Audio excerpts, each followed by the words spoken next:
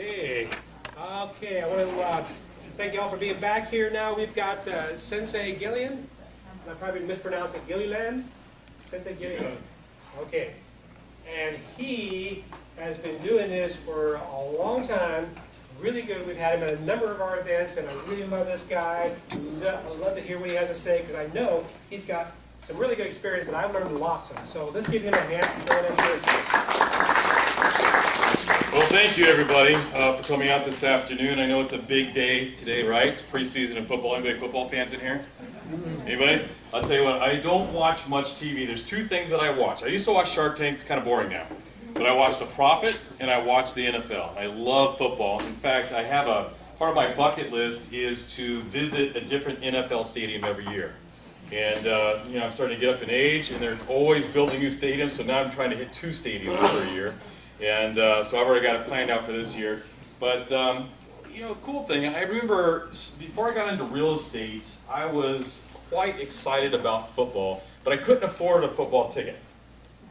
And so I finally got the ticket to go visit my team, the Denver Broncos. I was excited. I mean, I got the gear, I had the jersey on, I got my ticket, which was way up in the nosebleed area, and here I am, I'm just pumped up.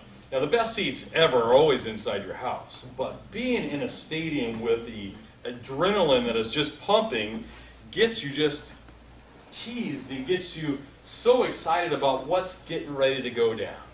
But you know what? I saw something. I was looking down, and I know what I paid for this ticket, and I know what it cost me to get here with travel and lodging and dining and bringing a friend, but I see this empty seat down there. I'm like, gosh, what? Who would give up an empty seat to this game? Knowing what those seats cost. So right around halftime, I walked down there, and I talked to a gentleman. I said, sir, is this your seat? He goes, oh, that's my wife's seat. I said, oh, she didn't come today? And he goes, well, we've been coming to this game for the last 30 years religiously, and we have not missed one game. I said, well, where is she? Well, fortunately, she passed away. Oh, sorry to hear that. And I said, don't you have any friends or family that you can give the ticket to or sell to and give them the seat? He goes, I tried, but they're all at her funeral. All right, some of you get a little slow, but okay. But anyways, I love football, and then we got another big thing tonight, right? What's happening tonight? Big fight, right? Big fight's happening tonight. Now, I'm a fight guy. I own martial art boxing gyms all over Southern California. And so tonight's going to be kind of a fun night as it's the biggest fight ever really happening. I mean, the purses for these guys to win money is just insane today. But you know what? We are going to preface the fight and the football season with learning how to build a real estate retirement plan that you can utilize throughout the next few years, and you can make it as small or as big as you want. But before we kick that off, you know what? Do me a favor. Dan brought me all the way up here from Southern California to be with you guys here tonight. I really appreciate that. So if you don't mind giving him and his wife a round of applause for hosting this on a Saturday, reserving a Saturday for that. And you know what? Linda is a really good friend of mine, and she's the one that actually introduced me to Dan many years ago. And she supported me throughout the year. She's always got me up in the front of her magazine and such.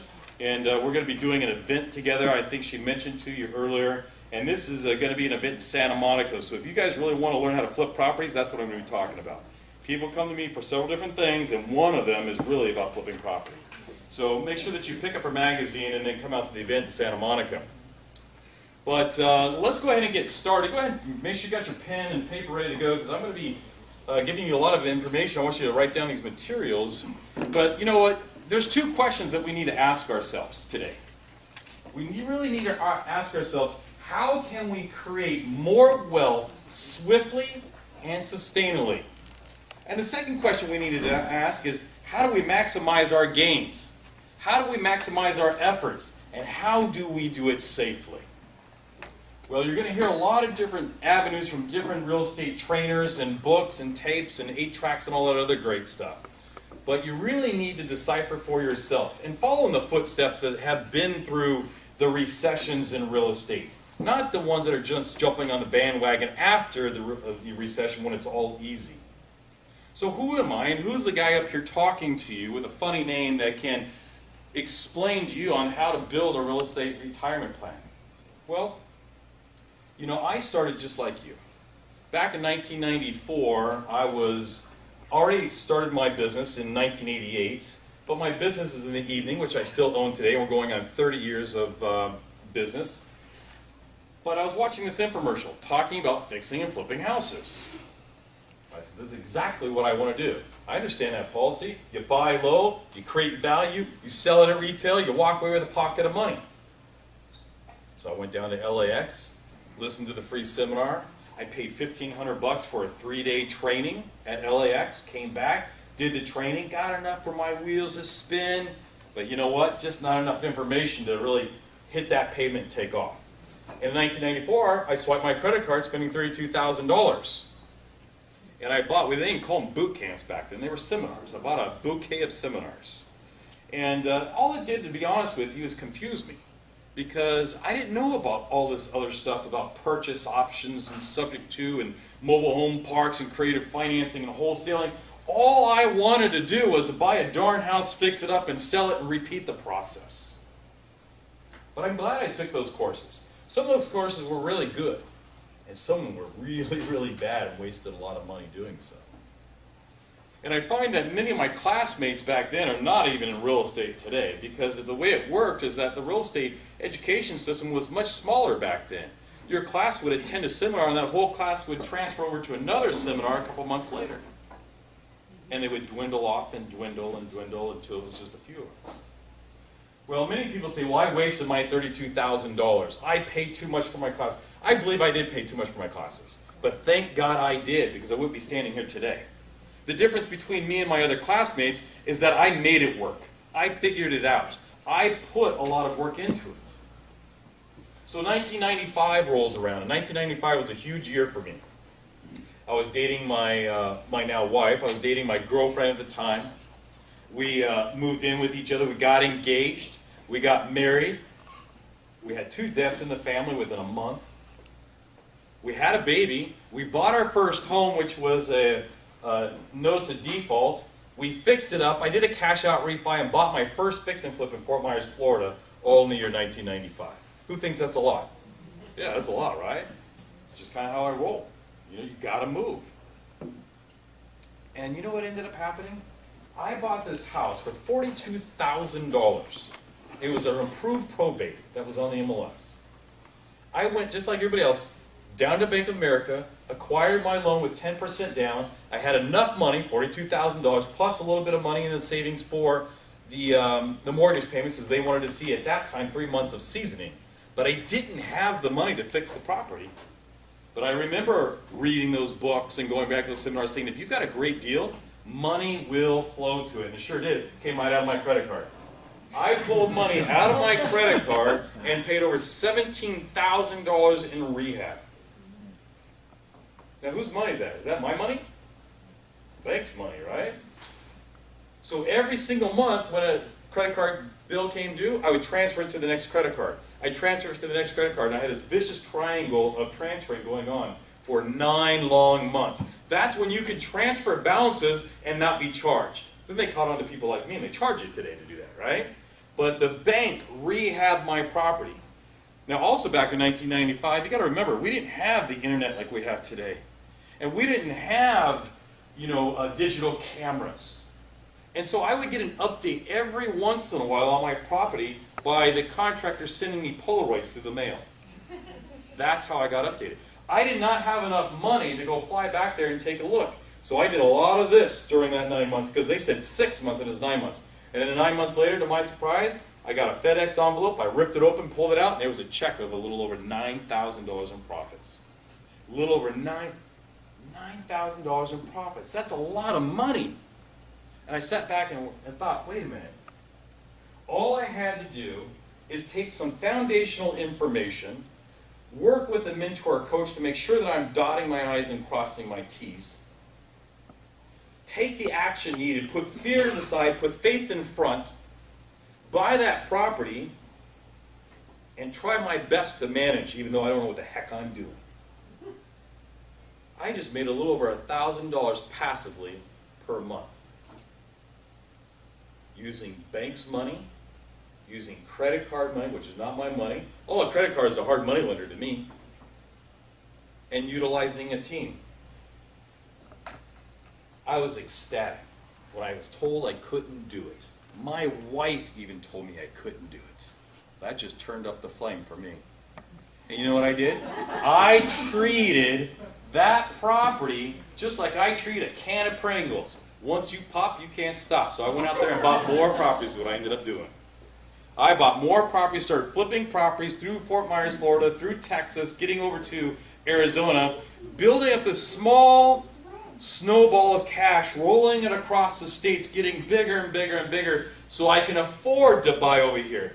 The first reason I went over there is because I couldn't afford to buy here. If it was $42,000 there, it was $142,000 here. And today, I have bought, fixed, and flipped over the last 22 years, as that is my primary income in real estate. With that, in the year 2000, I founded Black Belt Investors, which is an education, consulting, and investment firm. By far, we do more investments than any education or consulting. That is our primary focus. 2002, I opened up my first real estate club. We run 3 of them today here locally, 1 in Cleveland and 1 over in Scottsdale, Arizona on a quarterly basis. I've been awarded quite a bit throughout different organizations. In fact, I was also on the cover of Real Estate Wealth magazine in the summer of 2013. Is that a good-looking dude or what? With hair. With hair, yeah, with hair, right?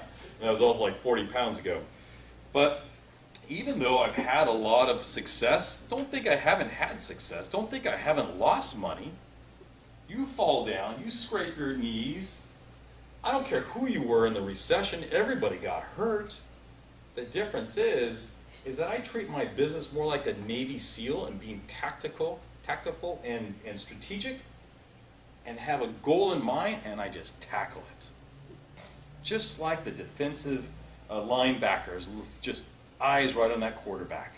Their main goal is to get to that quarterback. My main goal is to flip every house that I can come across, or buy and hold every house that makes sense to me. Because in this business, we need to generate income. And I would guarantee that most of you in here probably need paychecks more than you need a portfolio. And I say this all the time because it really divides the class. What are you in here for? Are you here to generate paychecks by buying and selling properties, whether it's through wholesaling or flipping lease options or subject to deals or fix and flips? Or do you already have enough income streams and you need to put your money somewhere safely, something that's tangible that's going to give you a double-digit return? And then we're looking at rental properties. So what it boils down to real estate, what do you need? A paycheck or a portfolio? Once you figure that out, then we can lead in the right direction to start building your real estate business or portfolio. So here's Cash and Wealth. In fact, Cash and Wealth is my oldest domain name I got back in the 90s. And there's a reason why I have the term word cash in front of wealth. Because I truly believe that you've got to generate income streams before you start building portfolios. Because you'll be like everybody else back in 2005, getting loans and buying rental properties and being paper rich and then extremely being poor when a recession hits. Because you were building wealth before you built the income streams. Now the ones that ended up surviving and thriving through that time were the ones that had the income streams, because your portfolio is going to need money every once in a while. You'll have a vacancy, you're going to have repairs, they may be minor, they may be major. And if you don't have the money to support it, then you're building your portfolio on sand. So it's important for you to figure out today which direction should you be taking to be able to get to the ultimate goal, and that's financial freedom. So why are we looking at real estate? What's appealing to you when it comes to real estate, Dave? Cash flow. Cash flow. That's the biggest, number one answer from people is cash flow. Anybody else have a different answer? Want to share? Yes, sir. Buy low, sell high. Buy low, sell high. Okay, he likes to be able to get it at a wholesale price and then retail it out. Well, you know what I love about real estate? There's a trifecta to it. It's cash flow, it's appreciation, and it's tax benefits. And when you can take those three items and throw them in the pot and mix them up, that is your true wealth builder. See, a lot of people look at just maybe cash flow. Sure, you can go buy cheap properties in Detroit or wherever you want to focus on. Cheap doesn't necessarily mean great. It doesn't mean profitable. To me, if I'm going to invest my hard-earned dollar into something, I want my dollar to produce returns. Not just on the cash flow side, because when I hear people say, I don't care about appreciation tax benefits, I only want cash flow. That tells me you want to get away from your JOB and supplement that income through rental income is what you want. And that's okay for some people. Not for me, I'm a greedy investor. I want all three. Because if you're putting money into a retirement account or stocks or mutual funds, and if you sunk on $100,000 on Monday, what's it worth on Tuesday? You have no idea. It may be 100 grand, it may be more, it may be less. But I can guarantee you this, you're putting $100,000 in it because you want your investment to grow. And 10 years from now, you want it to be $200,000 or $300,000. You need to treat your real estate assets as you would treat a stock or retirement account. You want it to grow. So I'm going to focus my efforts on properties that are poised for appreciation, that also give me the cash flow. And then I'm going to beat up the IRS by using the tax benefits that they allow me to use. There's 90% of millionaires that have made their money in real estate. Now, I don't know any of billionaires that haven't made money in real estate or don't invest in real estate. Look, most of these millionaires and billionaires, Warren Buffett, Jeff Bezos, Marcus Lemonis, Trump, you name one, they all love real estate. However, the majority of them did not make their money initially through real estate. How did they do it? They had some sort of income stream. Amazon, Windows, Michael Dell had computers. I'm just talking about the big guys around.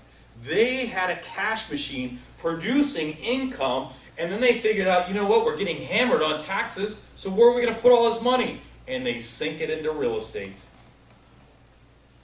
The number one reason they do it is get away from taxes. But then they found out, wait a minute, we can get cash flow out of the real estate, and it goes up in value. It's a safe place for these multi-millionaires and billionaires to put their money. And that's why I love real estate. I love real estate because it offers, whether you're really big or really small, the same benefits. So the benefits with owning properties is, number one, it's hard and tangible assets. What do I mean by that? That means you can go see it, taste it. I don't know if you want to taste it, but you could. Touch it, walk through it. Think about it.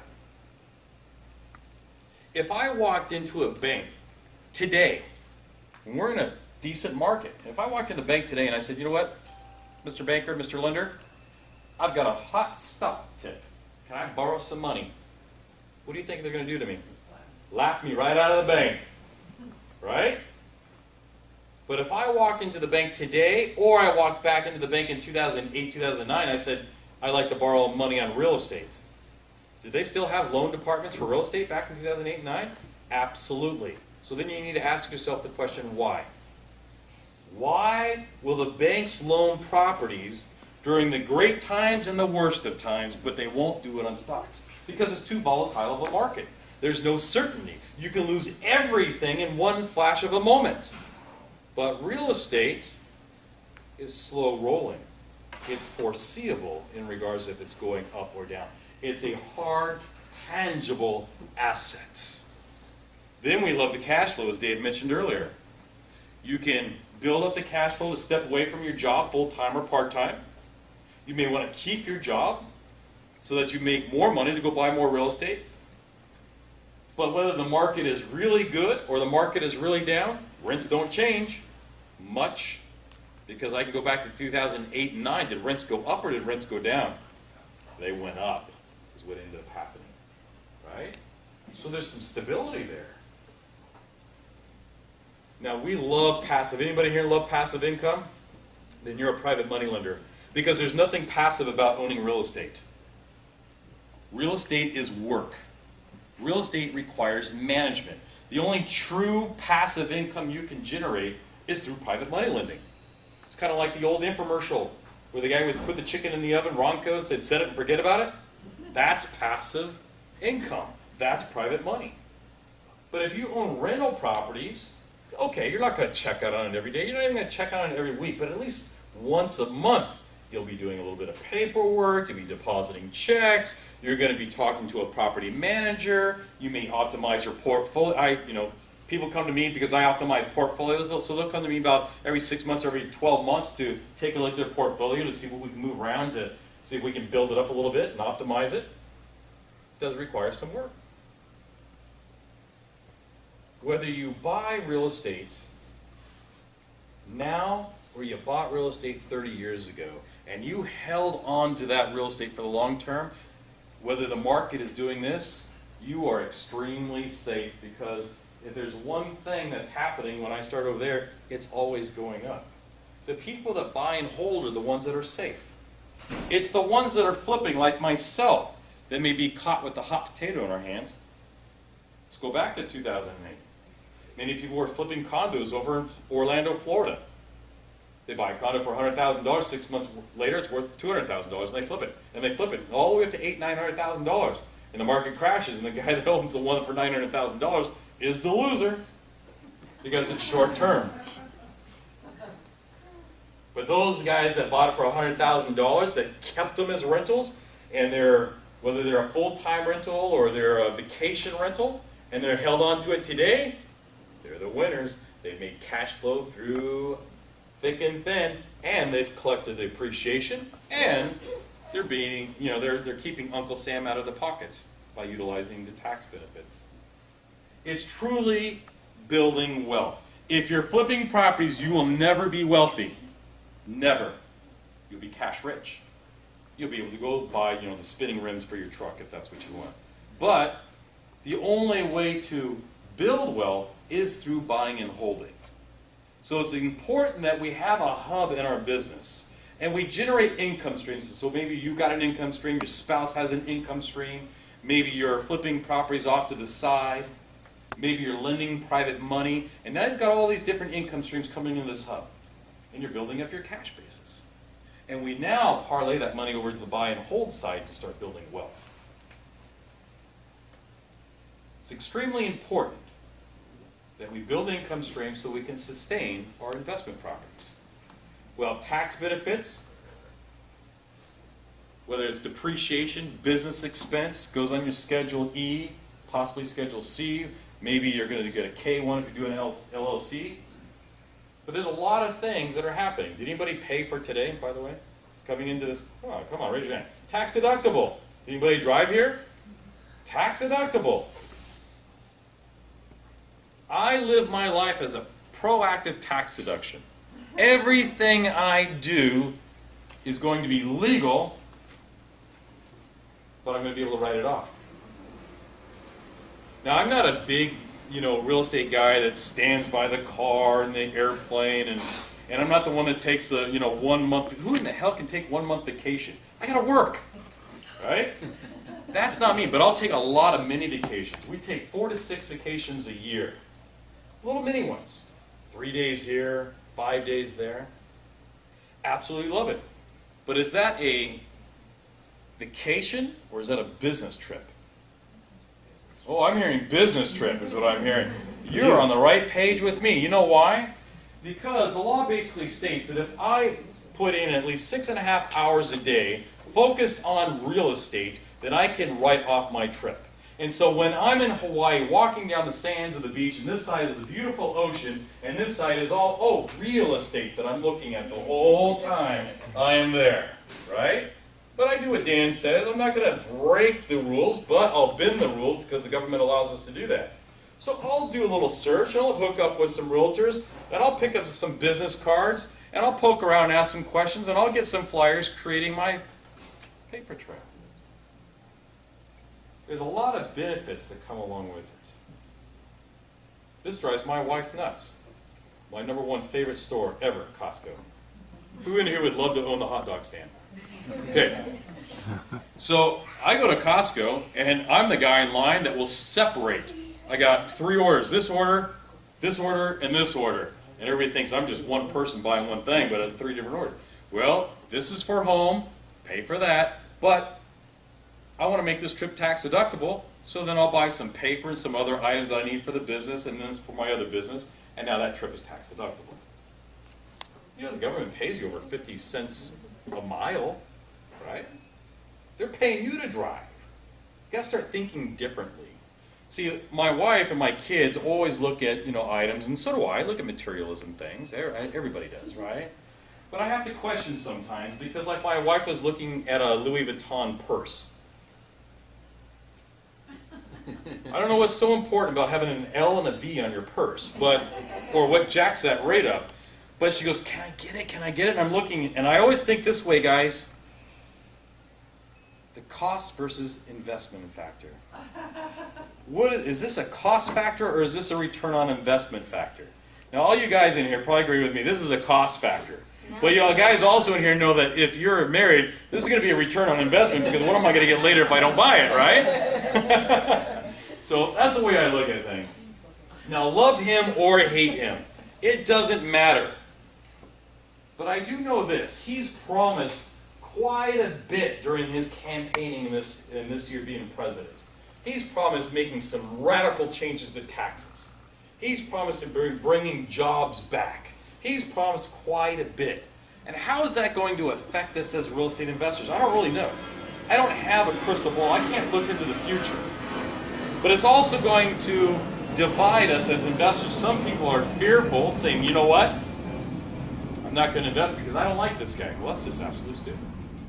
I can't live my life on fear. But I can tell you this.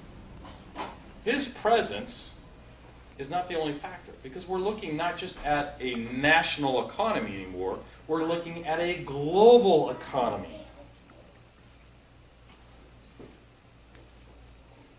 It doesn't matter to me whether we're in a mediocre economy, a thriving economy like the Roaring '20s, or the Great Depression.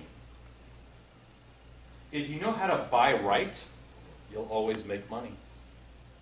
See, many people that are fixing and flipping properties, for an example, they always think, well, I'm going to make X amount of money when I sell this. I said, you're thinking wrong. You're thinking backwards. Because you make your money on the purchase, not on the sale. And that's where people get caught during the recession time, is because they're looking on the sale, not what they're buying it for now. And they leave the margins too thin, and if something does shift nationally or globally, they're the ones holding that hot potato. We've never seen anything like we've seen in the last 100 years like we see today. It is just insane. But like Warren Buffett says, and I can't quote exactly what he says, but he's basically saying, look, if the country's down and out or a business is down and out, that's a time to create opportunity. America's been punched in the gut, knocked upside the head, and kicked between the legs several times in this last 10 years. But there's a lot of opportunity. You've got to ask yourself, how are there's a lot of people, whether it's the heat of the recession, making a ton of money? When did Shark Tank come out? Came out right in the heat of the recession. But you have adults and even teenagers walking up there pitching their product or service, and they're making millions. No reason why we can't get a piece of that pie either. So here's what I propose. I propose the 2030 plan.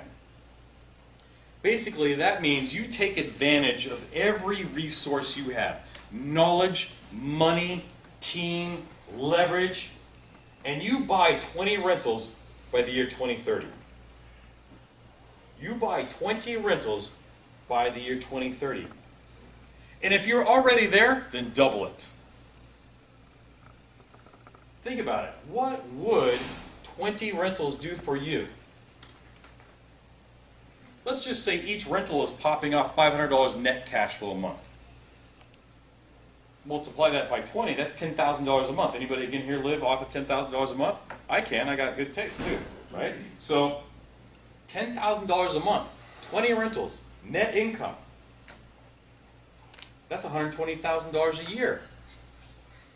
You're way above the national average when it comes to average income.